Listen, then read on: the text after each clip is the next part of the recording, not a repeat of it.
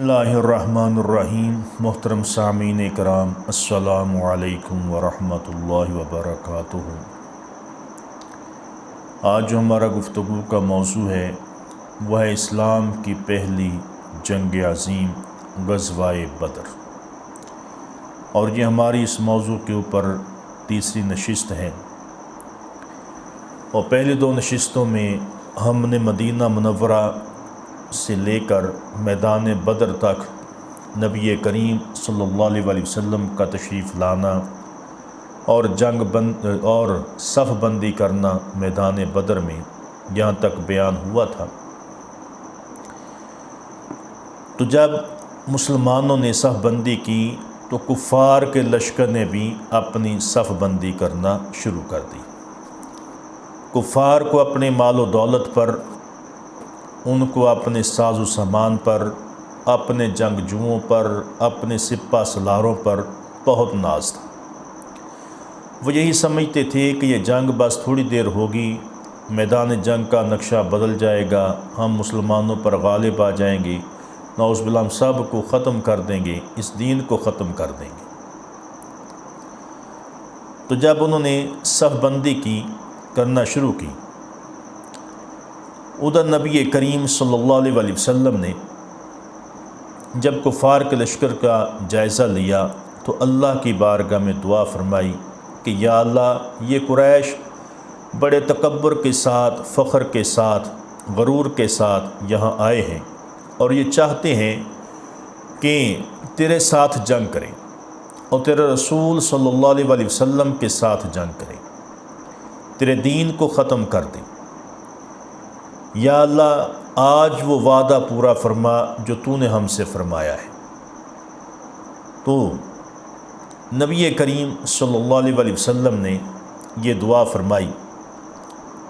तो जब कुफ़ार ने सफ़ बंदी कर ली, अपने अपने मोर्चे जो है वो संभाल लिए,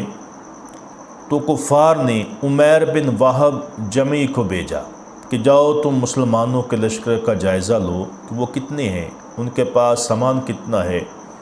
वो उनकी तैयारी क्या है। अब उमैर बिन वाहब जमी उसने जाकर मुसलमानों के लश्कर को देखा और वो घोड़े पर सवार था, लश्कर इस्लाम का उसने जायज़ा लिया, वहाँ का चक्कर लगाया, वापस आकर वो कहने लगा कि ऐ गुरोह कुरैश, मैंने देखा है कि उनके ऊँटों के पलानों पर मौतें सवार हैं, उनकी तादाद को 300 के करीब है, 70 उनके पास ऊँट हैं, 2 घोड़े हैं, और वो वापस जाने के लिए जहाँ नहीं आए, वो पक्के इरादे के साथ आए हैं, तलवारें उनके हाथ में हैं, और वो इस तरह गूंगे बहरे हुए हैं, गोया कोई इस इंतज़ार में है कब जंग शुरू हो, हम अपने दुश्मन पर टूट पड़े। वो जहरीले सांपों की तरह पेचो ताब जो है खा रहे हैं। खुदा की कसम मैं देख रहा हूँ कि उनमें से एक आदमी कत्ल नहीं होगा जब तक कि वो तुम में से कम एक आदमी को कत्ल ना कर दे, फिर वो तुम्हें अपनी तादाद के मुताबिक कत्ल करेंगे, तो फिर तुम्हारा जीना किस काम का। इसलिए आपस में सलाह मशवरा कर लो। मेरा ख़्याल यही है, मशवरा यही है कि तुम उनके साथ जंग ना करो। उमैर के बाद कुफ़ार ने अबू सलमा जमशी को भेजा ताकि वो मुसलमानों का सही जायज़ा ले, क्योंकि जो पहला बंदा था उसने आकर जो खबर दी उससे कुफ़ार जो थे वो घबरा गए। उनकी फ़ौज के कुछ सिपाही थे, वो घबरा गए कि हम तो समझते थे कि जंग बड़ी आसान है, कि हमारी तादाद बहुत ज़्यादा है, तो हम थोड़ी देर में इन पर गालिब आ जाएंगे, लेकिन जिस तरह इसने बयान किया है तो ये तो यूँ लगता है जैसे वो हमारे साथ डट कर मुकाबला करेंगे। तो जब दूसरा बंदा अबू सलमा जमशी रवाना हुआ, उन्होंने मुसलमानों की ताकत का अंदाज़ा लगाया और मुसलमानों के लश्कर के गिर्द चक्कर लगाया और कहने लगा वापस आकर कि खुदा की कसम मैंने एक ऐसी कौम को देखा है جن کے پاس نہ اسلحے کے انبار ہیں، نہ ان کے پاس گھڑ سواروں کے دستے ہیں، اور نہ ہی اتنا ان کے پاس اسلحہ ہے، لیکن یہ لوگ واپس ہرگز نہیں جائیں گے، اور انہوں نے جان کی بازی لگانے کی ٹھان لی ہے، جیسے انہوں نے قسم اٹھا لی ہے کہ ہم اپنی جانیں یہاں قربان کریں گے، مریں گے یا مار دیں گے۔ تو ان کے پاس تلواروں کے سوا کوئی پناہ گاہ نہیں، وہ تو یہاں ایسے آئے ہیں جیسے وہ مرنے کے لیے آئے ہیں۔ تو تم آپس میں پھر مشورہ کر لو، دیکھ لو کہ ان کے ساتھ جنگ کرنی ہے یا نہیں کرنی۔ جب حکیم بن حزام ان نے یہ باتیں سنی تو بہت سے لوگوں سے ملاقات کی، پھر وہ عتبہ کے پاس آئے اور اس سے کہا، اے عتبہ، کیا تم ایسا کارنامہ سر انجام دینا چاہتے ہو کہ لوگ تمہیں دیر تک یاد رکھیں، یعنی تمہارا نام دیر تک لوگوں کی زبانوں پر رہے؟ کہ اس نے پوچھا، کون سا کارنامہ؟ تو حکیم بن حزام نے کہا کہ لوگوں کو میدان جنگ سے واپس لے جاؤ۔ اگر تم نے یہ کام کر دیا، اس میں کامیاب ہو گئے، تو مدتوں تک، سالوں تک لوگ تیرے اس کارنامے کو جو ہے وہ یاد رکھیں گے،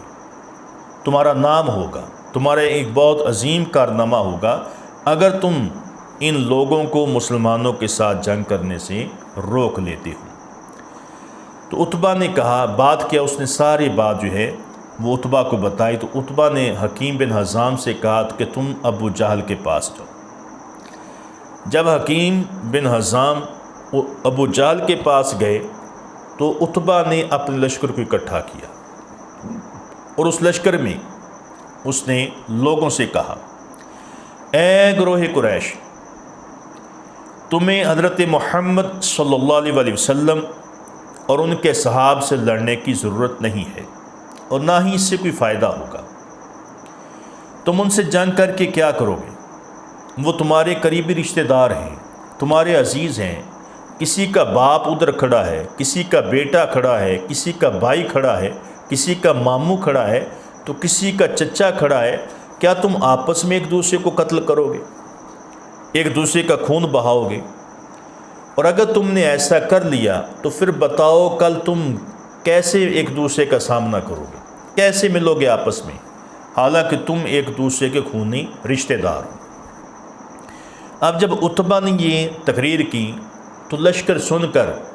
اس کی باتوں کو فالو کر رہا تھا، اس کی ہاں میں ہاں ملا رہے، باتیں تو ٹھیک ہیں اس کی۔ ادھر عتبہ نے لشکر کو قائل کرنے کی کوشش کی، ادھر حکیم بن حزام جو ہے وہ ابو جہل کے پاس گئی، وہ اپنی زرہ تھیلے سے نکال کر اس کو صحیح کر رہا تھا، کھول رہا تھا۔ تو حکیم بن حزام نے ابو جہل سے کہا کہ اے ابو جہل، تم کیا کر رہے ہو؟ تم زرہ نکال رہے ہو، تمہیں یہاں لڑنے کی ضرورت کیا ہے؟ وہ ہمارے قریبی رشتہ دار ہیں، ہمارے عزیز ہیں، اگر ہم ان سے جنگ کریں گے تو کل کس منہ سے ان کا سامنا کریں گے، ملاقات کریں گے۔ تو انہوں نے ابو جہل کو بڑا سمجھایا، لیکن ابو جہل نہیں سمجھا۔ اس نے کہا کہ نہیں، ہم بزدل نہیں ہیں، ہم بہادر ہیں، ہم یہ ہیں، ہم وہ ہیں، ہم اس میدان سے نہیں جائیں گے جب تک ہمارا حضرت محمد صلی اللہ علیہ وسلم کے درمیان فیصلہ نہ ہو جائے۔ یہ بات کہہ کہ اس نے زرہ پہنی، اور جب میدان میں آیا دیکھا کہ عتبہ تقریر کر رہا تھا، اپنے لشکر کو سمجھا رہا تھا کہ تم حضرت محمد صلی اللہ علیہ وسلم کے ساتھ جنگ نہ کرو۔ تو جب ابو جہل عتبہ کے پاس آیا اور کہنے لگا، اے عتبہ، یہ کیا کر رہے ہو؟ تم لوگوں کو کیسی باتیں کر رہے ہو؟ تم نے جب سے مسلمانوں کا لشکر دیکھا ہے تم گھبرائے ہوئے ہو، تمہاری سانسیں پھولی ہوئی ہیں کہ ہم ان کا مقابلہ کیسے کریں گے؟ ہم سپہ سالار ہیں، ہمارے پاس بڑے جنگجو ہیں، ہم عرب کے سردار ہیں، ہم عرب کے عظیم جنگجو ہیں، تو کیا ہم ان چند لوگوں کے سامنے سر جھکا دیں گے؟ ہم ان کا ڈٹ کر مقابلہ کریں گے اور انہیں بتا دیں گے کہ انہوں نے ہماری مخالفت کی ہے، دشمنی کی ہے، تو ہم ان کے ساتھ کیا سلوک کرتے ہیں۔ تو جب یہ بات کہی عتبہ جو ہے وہ خاموش ہو گیا۔ تو ابو جہل نے کہا، لوگوں آگے بڑھو، آج موقع ہے، یہ تھوڑے ہیں، آج تو ہم انہیں ختم کر دیں گے، کل زیادہ ہوں گے، کل یہ پھر تم پر غالب آئیں گے، پھر تمہیں یہ چھوڑیں گے نہیں۔ ابو جہل نے لوگوں کو بھڑکانا شروع کیا اور لوگوں سے کہا کہ تم فکر نہ کرو، ہم ہی ان پر غالب آئیں گے۔ تو یہ تکبر تھا اس کفار کے لشکر کا، ابو جہل کا اور ان کافروں کا، جو وہ کہہ رہے تھے کہ ہم تو بس تھوڑی دیر میں ان پر فتح یاب ہو جائیں گے۔ اور ادھر نبی کریم صلی اللہ علیہ وسلم میدان بدر میں آپ نے صبح کی نماز ادا فرمائی۔ حضرت عبداللہ رضی اللہ تعالیٰ عنہ سے روایت فرماتے ہیں کہ نبی کریم صلی اللہ علیہ وسلم اس شدت اور زاری کے ساتھ اللہ کی بارگاہ میں رو رو کر دعا کر رہے تھے کہ ہم نے ایسے کبھی حضور کو نہیں دیکھا تھا، اس طرح رو رو کر دعائیں کرتے ہم نے کبھی دیکھا نہیں تھا۔ تو آپ علیہ الصلوۃ والسلام فرما رہے تھے کہ اللہم انی انشدک عہدک و وعدک اللہم ان یہلک ہذہ العصابۃ لا توبۃ۔ اے اللہ، میں تجھے اس وعدے اور عہد کا واسطہ دیتا ہوں جو تو نے میرے ساتھ کیا ہے۔ اے اللہ، اگر تو اس گروہ کو ہلاک کر دے گا تو پھر تیری عبادت نہیں کی جائے گی، یعنی تجھے سجدہ نہیں کیا جائے گا، پھر تیری عبادت کون کرے گا؟ یا اللہ آج ہماری مدد فرما اور ہمیں اس لشکر پر غالب فتح عطا فرما۔ آقا علیہ الصلوۃ والسلام اس شدت کے ساتھ رو رو کر دعا کر رہے تھے کہ حضرت سیدنا صدیق اکبر رضی اللہ تعالیٰ عنہ، آپ نے جب حضور کی گریہ زاری دیکھی تو آپ سے رہا نہ گیا، آپ کے قریب آئے اور حضور کے کندھے مبارک پر اپنا ہاتھ مبارک رکھا، عرض کی یا رسول اللہ صلی اللہ علیہ وسلم، آپ کا پروردگار آپ کی دعا کو ضرور قبول فرمائے گا، آپ کا پروردگار آپ کی مدد ضرور کرے گا، آپ اللہ تعالیٰ بہت جلد اپنا وعدہ پورا کرے گا، آپ اس طرح اب دعا نہ کریں۔ کہ آقا علیہ الصلوۃ والسلام نے اپنا سر مبارک جو ہے وہ اپنا جب اٹھایا، سجدے سے اٹھایا، تو ساتھ ہی اللہ رب العزت نے حضرت جبریل اسلام سے فرمایا کہ جبریل جاؤ اور میرے محبوب علیہ الصلوۃ والسلام کی بارگاہ میں عرض کرو کہ یا رسول اللہ صلی اللہ علیہ وسلم، اے پیارے محبوب، ہم اپنا وعدہ ضرور پورا فرمائیں گے،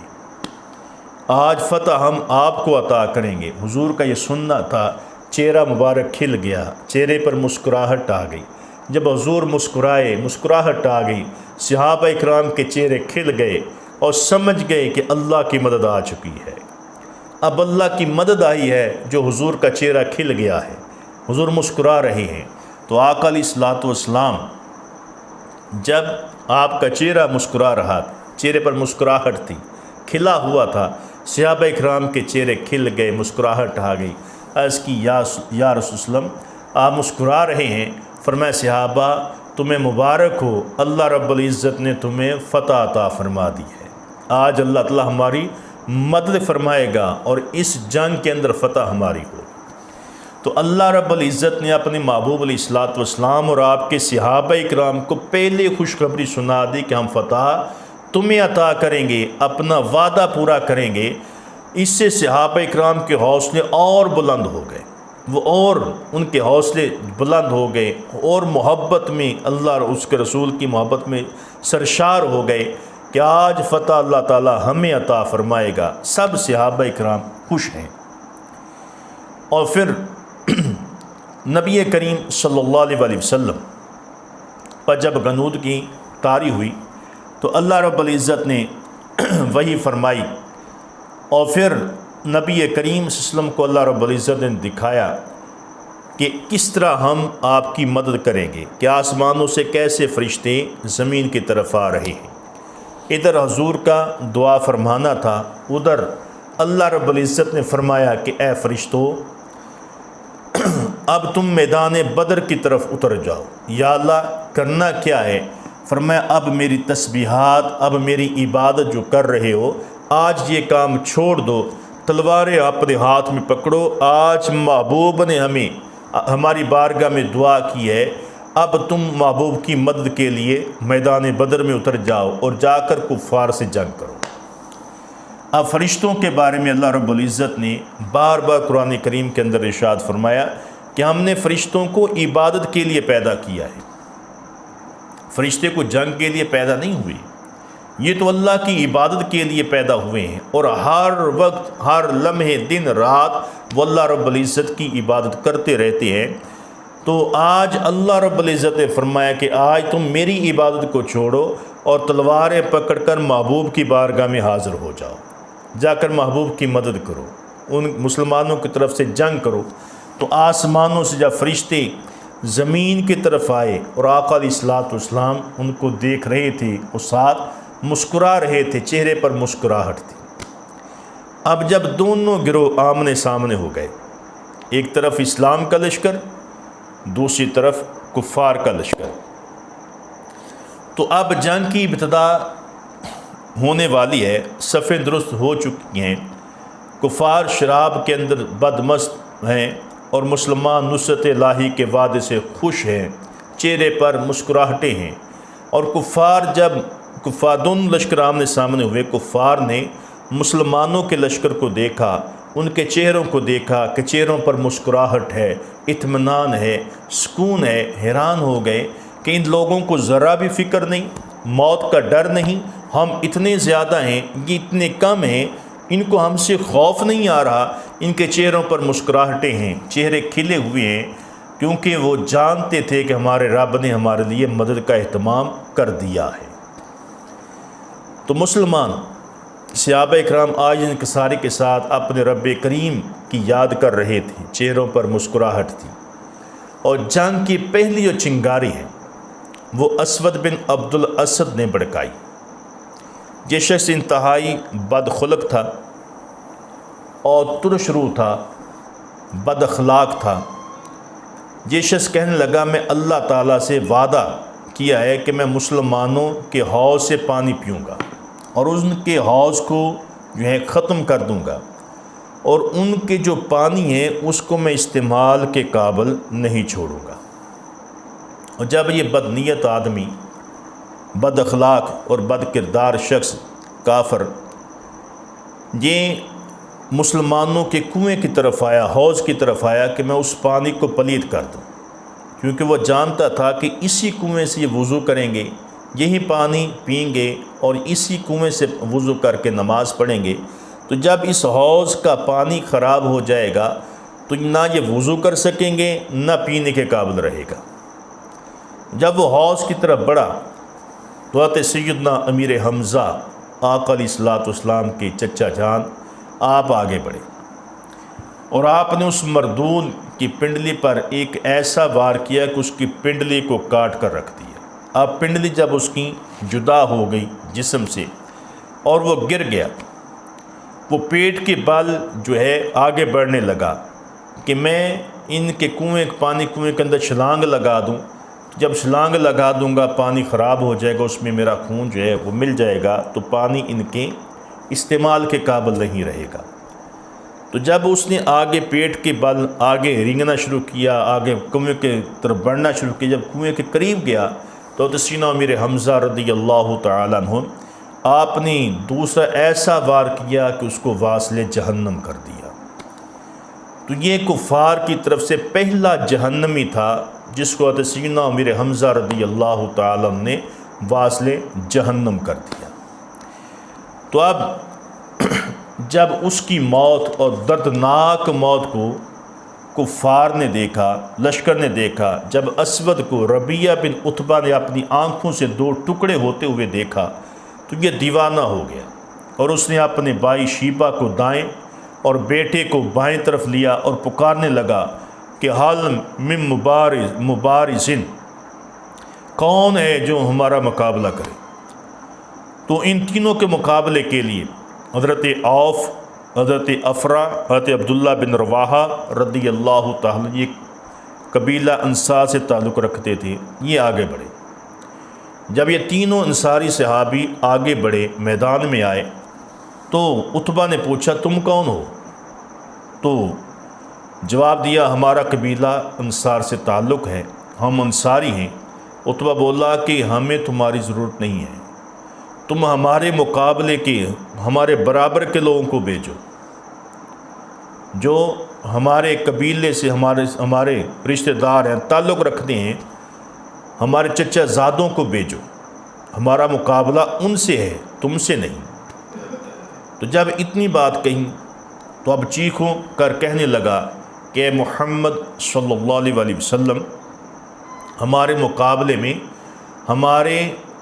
مد مقابل ہمارے برابر کے لوگ بھیجو۔ تو نبی کریم صلی اللہ علیہ وسلم نے اس کے چیلنج کو قبول فرمایا اور آپ نے اشارہ فرمایا کہ اے ابو عبیدہ تم آگے بڑھو، اے چچا جان، اے حمزہ آپ آگے بڑھیں، اے علی تم آگے بڑھو۔ اب یہ تینوں جب کفار کے مد مقابل ہوئے، اب چونکہ ان کے خاندان کے تھے، قریش سے تھے، ان کے برابر کے تھے، تو اب تینوں میں مقابلہ شروع ہوا۔ اب حضرت عبیدہ رضی اللہ عنہ عتبہ کو للکارا، حضرت حمزہ رضی اللہ تعالیٰ نے شیبہ کو للکارا، حضرت علی المرتضیٰ شیر خدا نے ولید بن عتبہ کے بیٹے کو للکارا۔ جب حضرت امیر حمزہ رضی اللہ تعالیٰ عنہ کے سامنے شیبہ آیا تو ابھی سنبھلنے بھی نہ پایا تھا، آپ نے ایک ہی وار میں اس کو واصل جہنم کر دیا۔ اور حضرت علی المرتضیٰ کرم اللہ وجہ الکریم نے جب ولید کو موقع دیے بغیر ایک ہی وار میں اس کو بھی واصل جہنم کر دیا۔ البتہ حضرت عبیدہ رضی اللہ تعالیٰ عنہ جو ہے ان کا مقابلہ اپنے مد مقابل سے سخت ہوا۔ تو جب انہوں نے ان کا مقابلہ کیا تو حضرت عبیدہ رضی اللہ تعالیٰ عنہ نے اپنے وار سے عتبہ کو شدید زخمی کر دیا، جبکہ عتبہ نے وار کر کے حضرت عبیدہ رضی اللہ عنہ کی ٹانگ پر کو زخمی کیا، آپ کی ٹانگ پر وار لگا جس سے ٹانگ شدید زخمی ہو گئی، اور ایک روایت میں ہے کہ ٹانگ جو ہے انہوں نے کاٹ دی۔ جب حضرت عتبہ کی ٹانگ کٹ گئی تو حضرت امیر حمزہ حضرت علی رضی اللہ عنہ آگے بڑھے، ایک ہی وار میں اس کو بھی واصل جہنم کر دیا۔ اور جب کفار نے اپنے تینوں سورماؤں کو، تین سپہ سالاروں کو، تین بہادروں کو اتنی دردناک موت میں مرتے ہوئے دیکھا اور عتبہ لعین کی لاش کو پارا پارا ہوتے دیکھا، اور حضرت عبیدہ رضی اللہ تعالیٰ عنہ آپ جب شدید زخمی ہو گئے تو حضرت امیر حمزہ حضرت علی المرتضیٰ آپ کو سہارا دے کر واپس پیچھے لے آئے۔ تو اب کیا تھا، کفار نے جب یہ منظر دیکھا تو سناٹا چھا گیا، خاموشی چھا گئی۔ اب کسی کے اندر اتنی ہمت نہیں ہو رہی وہ آگے بڑھ کر مقابلہ کریں۔ پہلے جو للکار رہے تھے، پہلے جو شور شرابہ کر رہے تھے، اب وہ خاموش، ایسی خاموشی شائی ہے کہ ان کی آواز تک نہیں نکل رہی۔ اور پھر جب حضرت عبیدہ رضی اللہ تعالیٰ عنہ آپ نبی کریم صلی اللہ علیہ وسلم کی بارگاہ میں حاضر ہوئے تو آپ کے قدموں میں گر گئے اور آپ کے قدموں کو چومنا شروع کر دیا اور کچھ اشعار پڑھنے شروع کر دیے۔ حضور نبی کریم صلی اللہ علیہ وسلم آپ نے فرمایا کہ میں گواہی دیتا ہوں کہ تو شہید ہے۔ تو حضرت عبیدہ رضی اللہ تعالیٰ عنہ اس غزوہ کے اندر پہلے شہید تھے۔ اور پھر قریش کے سرداروں کو جب اسلام کے بہادر نے موت کے گھاٹ اتار دیا تو اب کفار کے حوصلے پست ہو چکے تھے، بزدلی سے دل کانپ رہے تھے۔ ابو جہل نے ان کو حوصلہ دیا اور بڑھانے کے لیے اس نے نعرہ لگایا، لنا العزا ولا عزا بکم، ہمارے پاس عزا بت ہے، تمہارے پاس عزا نہیں ہے۔ تو حضور نبی کریم صلی اللہ علیہ وسلم نے اپنے مجاہدین سے کو حکم دیا کہ تم نعرہ لگاؤ، اللہ مولانا ولا مولاکم، کہ اللہ تعالی ہمارا مددگار ہے، تمہارا مددگار کوئی نہیں ہے۔ تو اسلام کی پہلے شہید حضرت سیدنا عمر فاروق رضی اللہ تعالیٰ عنہ کے غلام حضرت مہجہ نامی ہیں، جو لڑائی کے دوران کسی ظالم کے تیر لگنے سے شہید ہو گئے۔ پھر حضرت حارثہ رضی اللہ تعالیٰ عنہ غزوہ بدر میں شہید ہوئے۔ کسی نامعلوم نے تیر مارا اور وہ تیر آ کر آپ کے لگا، جس کی وجہ سے آپ شہید ہو گئے جب کہ آپ پانی پی رہے تھے۔ اور بخاری شریف کے اندر بھی یہ حدیث مبارکہ موجود ہے کہ حضرت حارثہ رضی اللہ عنہ کے والدہ بارگاہ رسالت میں حاضر ہوئیں، عرض کی یا رسول اللہ صلی اللہ علیہ وآلہ وسلم، میرے بیٹے کے بارے میں فرمائیں کہ میرا بیٹا کہاں ہے؟ اگر تو وہ جنت میں ہے تو میں صبر کروں گی، ورنہ میں جی بھر کی نوحہ کروں گی۔ یہ واقعہ اس وقت کا ہے کہ ابھی تک نوحہ کی ممانت نہیں آئی تھی، یہ ممانت غزوہ بدر کے بعد آئی۔ اس وقت نوحہ کرنا جو تھا وہ جائز تھا۔ تو حضور علیہ الصلوۃ والسلام نے ارشاد فرمایا کہ میں نے تیرے بیٹے کو دیکھا ہے کہ وہ جنت میں ہے، اور تیرا بھلا ہو کہ ایک جنت نہیں 8 جنتی ہیں، اور تیرے بیٹے کو جنت الفردوس میں اللہ رب العزت نے اعلیٰ مقام عطا فرمایا ہے۔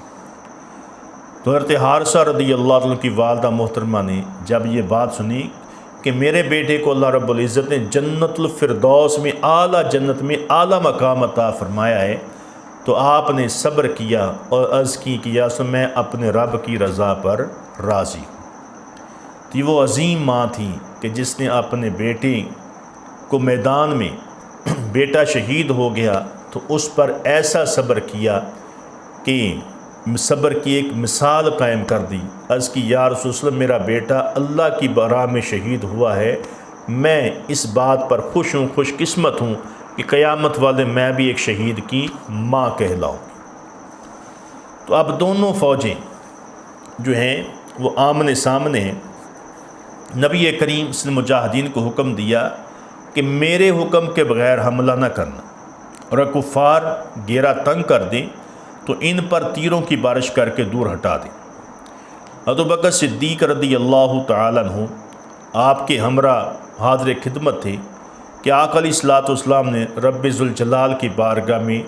نصرت و امداد کے لیے فریاد کر رہے تھے، اور حضور علیہ الصلوۃ والسلام اس ادا کا ذکر رب العزت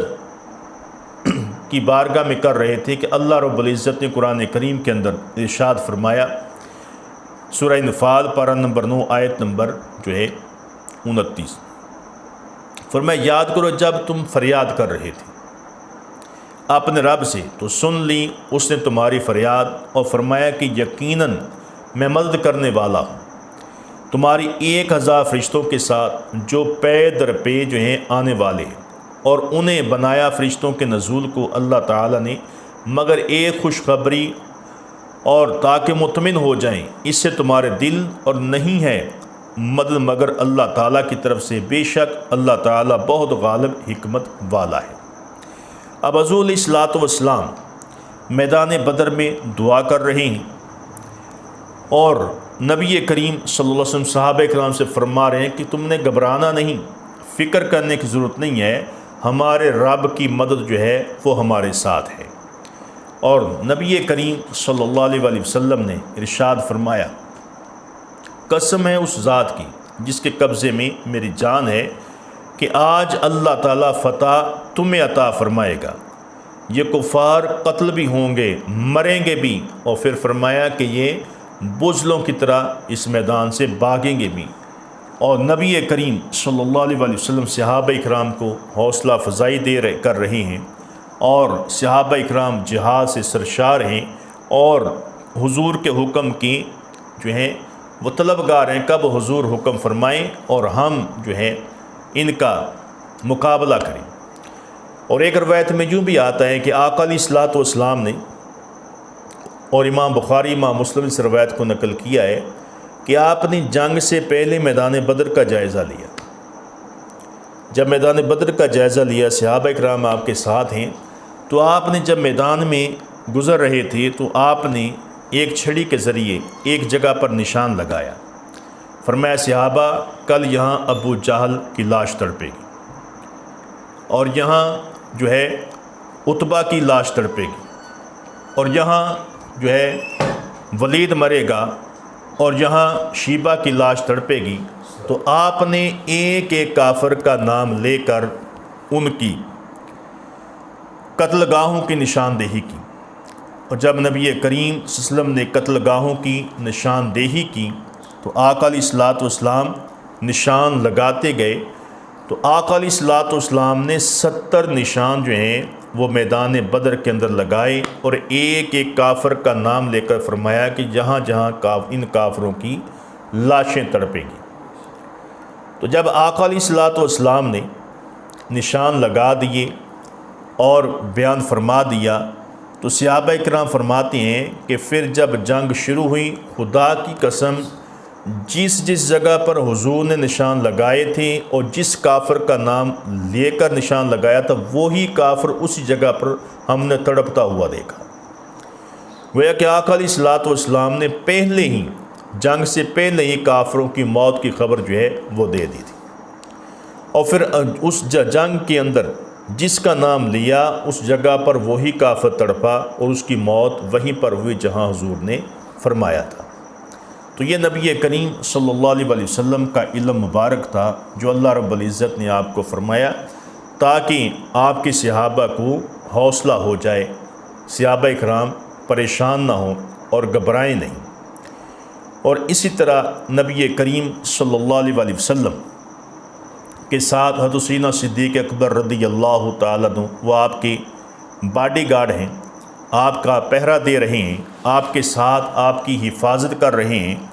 تو نبی کریم صلی اللہ علیہ وسلم نے جب اجتماعی حملے کا حکم دیا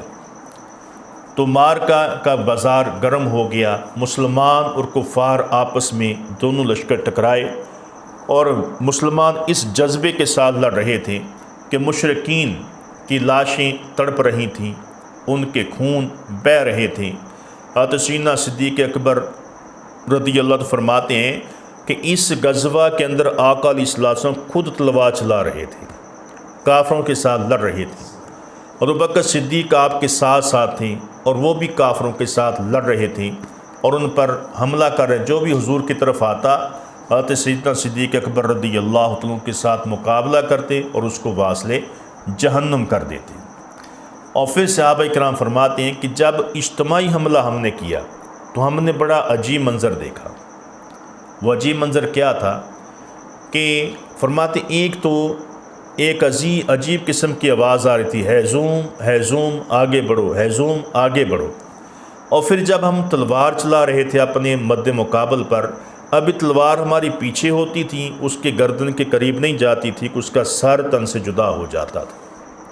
وہ وہیں گر جاتا۔ تو صحابہ اکرام اس بات پر بڑے حیران ہوئے۔ جب چند ایسے واقعات ہوئے تو ایک صحابی حضور کی بارگاہ میں حاضر کی، یا رسول وسلم، ہم ایک عجیب منظر دیکھ رہے ہیں کہ ابھی ہم تلوار اس کے گردن کے قریب لے کر نہیں جاتے کہ گردن پہلے کٹ کے گر جاتی ہے۔ تو نبی کریم صلی اللہ علیہ وسلم مسکرائے فرمایا کہ صرف تم اس میدان میں جہاد نہیں کر رہے، تمہارے ساتھ اللہ کے فرشتے بھی جہاد کر رہے، فرشتے تم سے پہلے وار کر کافروں کے سر تن سے جدا کر رہے۔ اور ہیزوم جو ہے فرمایا کہ یہ جبریل کے گھوڑے کا نام ہے، حضرت جبریل اسلام خود اس جنگ میں شریک ہوئے ہیں، وہ کافروں کے ساتھ جہاد کر رہے ہیں، وہ اپنے گھوڑے کو حکم دے رہے ہیں کہ اے ہیزوم آگے بڑھو آگے بڑھو، وہ کافروں کے لشکر کے اندر گھسے ہوئے ہیں۔ تو حضرت سیدنا جبریل اسلام اور اللہ رب العزت کے فرشتے اس میدان میں آ کر انہوں نے کافروں کے ساتھ جنگ کی، مسلمانوں کا ساتھ دیا۔ اللہ رب العزت نے اپنا وعدہ پورا کیا کہ اے محبوب اب آپ فکر نہ کریں، ہم نے آپ کو جو وعدہ کیا تھا اس کو پورا کر دیا ہے۔ اسی طرح لشکر جب ہے آگے بڑھنے لگا تو کافروں کے پاؤں اکھڑ گئے۔ جب انہوں نے اپنے بڑے بڑے سرداروں کی موتیں دیکھی تو وہ گھبرا گئے، اور گھبرا کر انہوں نے بھاگنا شروع کر دیا، اور صحابہ اکرام نے ان کے پیچھے سے ان کو حملہ کر رہے ہیں، جو قابو آتا ہے تو اس کو پکڑ لیتے ہیں۔ کوئی قیدی جو ہیں وہ قیدی بنایا جا رہا ہے، جو مقابلے میں آتے ہیں ان کو وہ قتل کرتے جا رہے ہیں۔ تو جنگ بدر کا یہ عظیم مارکہ جو تھا، اسلام کی پہلی عظیم جنگ جو تھی،